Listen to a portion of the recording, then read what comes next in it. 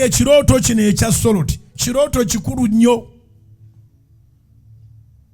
Ye Alternative TV ejokuwa ebyakagwawo buli kiba kiguddewo Soloti yeegulira erinnya. Kirungi oba kibi egenda kukikula gobere in the no. Omugga gw'omulwera gusaze Soloti ejja kuba walinga ekulaga geesera ogalaba nga gasala n'oyiye walala w'onaayita. Waliwo emmotoka eyidde ejiridde mu kkubo yiganga tujja gikuwa live.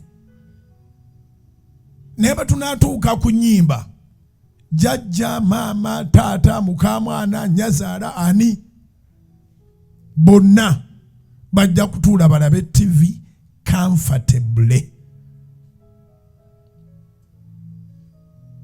Toyinza gamba nti tewaliwo alternative.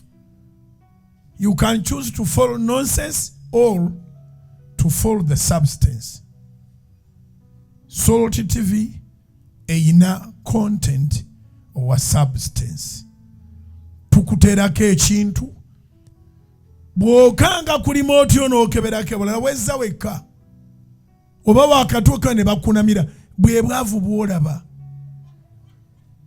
Abantu babakunamira ng'osasudde n'okusasula. Osasudde sente, you have subscribed. Otaddeko omwezi n'oteekako gwa kukunamira. Bw'olemera mu muzigo teweekwasa nti tetwakubuulira. Katonda alina ebintu bye yakola nga biri so private. Era ebyo biteekwa kusigala bwe bityo. Bw'oba ne mukyalawo mu nnyumba mu kisenge kyammwe obwerere bwammwe guba mukisa. Bw'oba tolina mukyalawo ng'olaba TV ng'abakulaga bakulaga obwerere beefuula badde eno badde eri gwate bakuba bisiraani. Simanyi oba kiyingidde mu mutwe gwo.